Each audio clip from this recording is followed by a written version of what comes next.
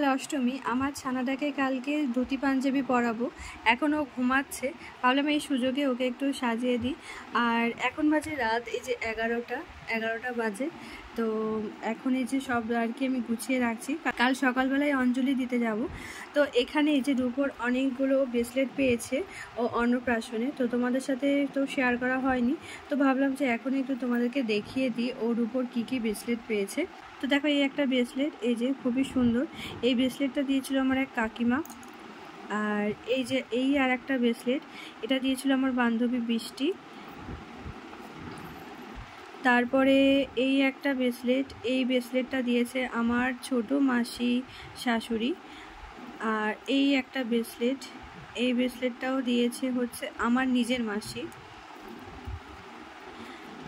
এটা কে দিয়েছে জানি না, তবে খুবই সুন্দর এই ব্রেসলেটটা, একটু মেয়ে মেয়ে টাইপের ব্রেসলেটটা। তো যাই হোক, এটাও খুব সুন্দর ব্রেসলেটটা।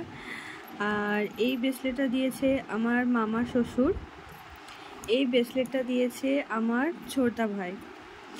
আর এখানে একটা ওকে ব্রেসলেট পরিয়েছি, যেটা ওর হয়ে গেছে হাতে খুব সুন্দরভাবে। এই ব্রেসলেটটাও কে দিয়েছে জানি না। এই যে গণেশ দাদার ছবি দেওয়া আছে, গণেশ দাদার ছবি দেওয়া আছে।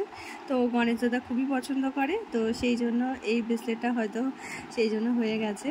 তো যাই হোক, তো কালকে তোমাদের সাথে দেখা হচ্ছে, বাই।